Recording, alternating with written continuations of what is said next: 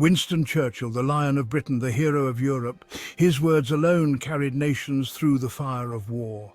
But for a small island to the west of Britain, he was no hero.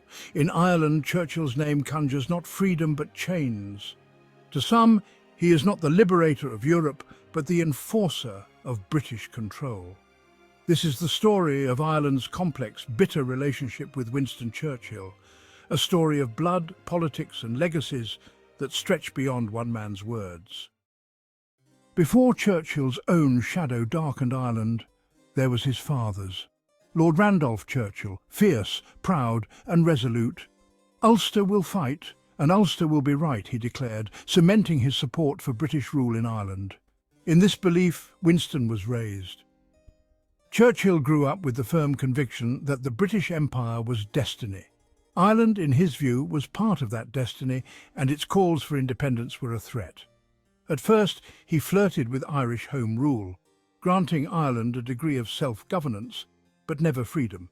Britain could grant privileges, but never surrender power. There was irony in Churchill's bloodline. His mother, Jenny Jerome, had Irish ancestry. Though distant, his heritage linked him to the very land he sought to control.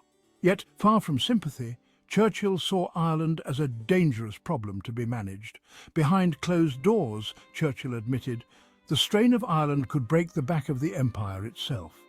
Even for Churchill, Ireland was no simple challenge. It was a burden he could never relinquish. But by the early 20th century, Ireland was at a breaking point. Nationalism surged, and the call for home rule turned into demands for real independence. Churchill watched as this movement grew, and his stance shifted. Home rule, in Churchill's mind, was a compromise to protect the empire, not a path to freedom. Irish nationalism to him was a threat to British rule and the empire itself. He called those fighting for independence madmen. For madmen, there could be no soft approach. Churchill knew the battle wasn't just on the ground, it was in the minds of people. He used propaganda to paint Irish Republicans as dangerous, crafting a narrative that positioned Britain as the defender of order. In the battle of ideas, Churchill was a master of public perception. 1916. The Easter Rising. Dublin rose up in flames as Irish Republicans, outnumbered and outgunned, launched a rebellion against the British Empire. Their hope? Freedom. Their price? Blood. The rebellion was crushed, swiftly, brutally. Churchill wasn't directly involved in the executions, but his support for British control was unwavering. "There are some people who think that the best way to make a fire burn is to pour water on it," he remarked. To him, the fire of Irish rebellion needed to be extinguished, not allowed to spread. But in crushing the rising, the British fanned the flames of something more dangerous, an Irish will to fight that would not die easily. By 1919, Ireland was embroiled in the War of Independence, and the British government needed to regain control. Churchill, now Secretary of State for War, unleashed the Black and Tans, a force synonymous with brutality in Ireland. These were not soldiers in the traditional sense. They were veterans of World War I, hardened by trench warfare and unleashed on the streets of Ireland. Their orders were simple: restore order, crush the rebellion. They did so with a savagery that shocked even their superiors. Villages were torched, civilians were terrorized. The scars they left are still felt today. Churchill's experience in World War I had left him hardened. The horrors of trench warfare, the brutal calculus of life and death, it made him more willing to unleash violence to achieve his ends. He knew the Black and Tans would bring that same ferocity to Ireland. "What is it that these violent Irishmen want?" Churchill asked bitterly. "They want to get the English out of Ireland." "Well, you can't get the English out of Ireland, not unless they're dead." It wasn't just military coercion. Under Churchill's watch, coercion acts were passed, giving British authorities sweeping powers to suppress Irish resistance. Freedom of the press was curtailed. Public gatherings were forbidden. Irish citizens could be arrested without trial. For Churchill, legal suppression was as necessary as military force. In November 1920, the war reached one of its most brutal moments. Pat and Harry Loughnan, two brothers, Republicans, were captured by the Black and Tans. tortured, mutilated and dumped in a pond. This wasn't just war, it was terror. Churchill didn't order these acts, but his policies made them possible. This was Churchill's version of peace, brutal, unforgiving and without compromise.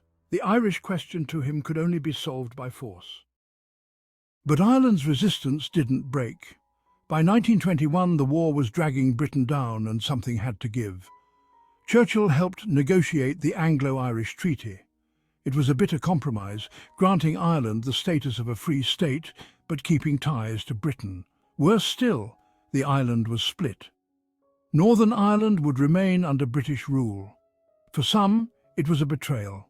For others, a hard-won victory. Michael Collins, one of the treaty's architects, famously said, "This treaty makes me feel as if I have signed my death warrant." For many, the war wasn't over. Civil war followed.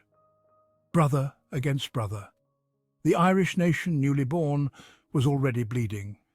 Churchill once dismissed Michael Collins as a gunman, a rebel whose violence threatened the empire. Yet, as they negotiated the treaty, Churchill came to respect Collins's pragmatism.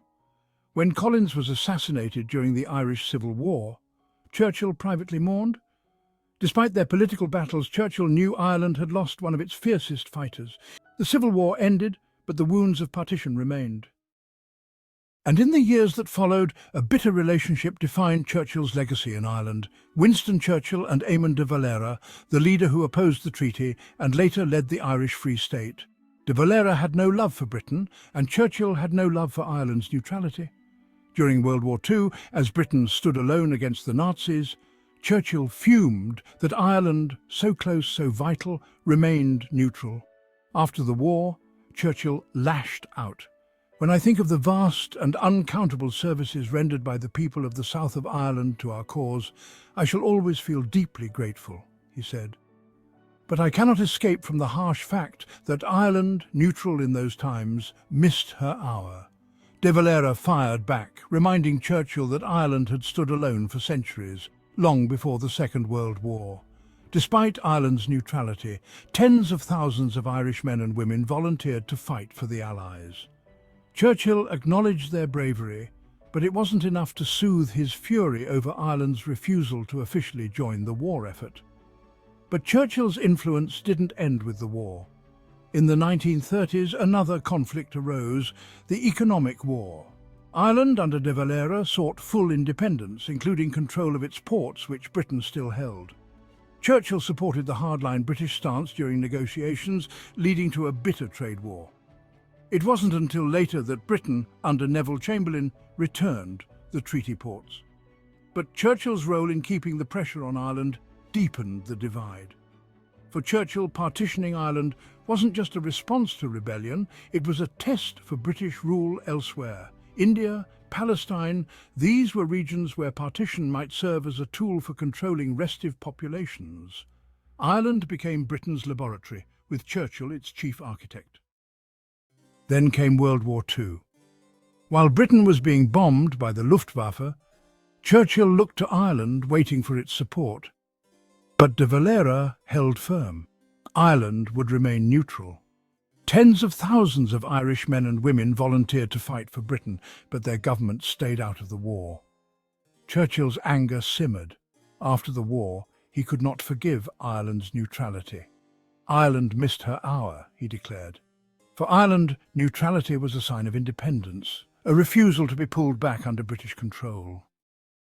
But Churchill's most lasting legacy in Ireland isn't just his wartime policies or anger over neutrality, it's the partition, the division of Ireland into North and South, a division that has defined the last century. Northern Ireland remained under British rule, and while Churchill earned the support of Irish Unionists for defending their cause, the conflict between North and South simmered.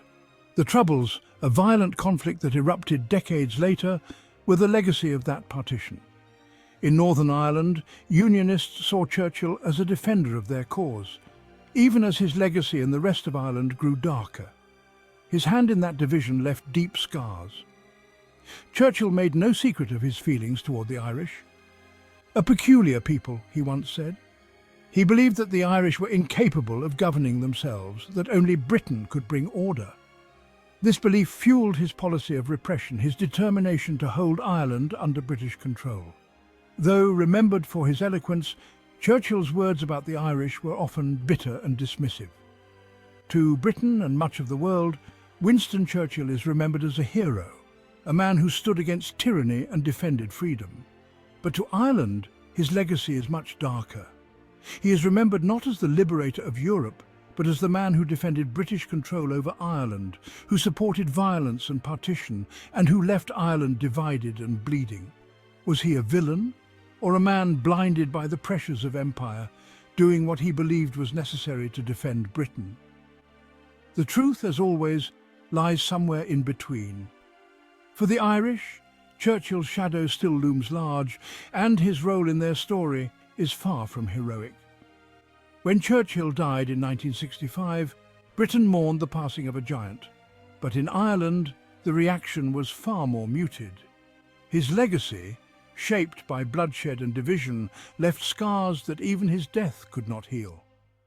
Though modern perspectives have softened somewhat, particularly among younger generations removed from the direct impacts of British rule, Churchill remains a divisive figure in Ireland.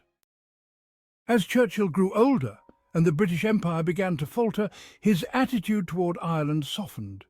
He never fully reconciled with the country, but as decolonisation swept the world, even the great imperialist began to question the costs of the empire he fought to protect. What do you think of Churchill's legacy in Ireland?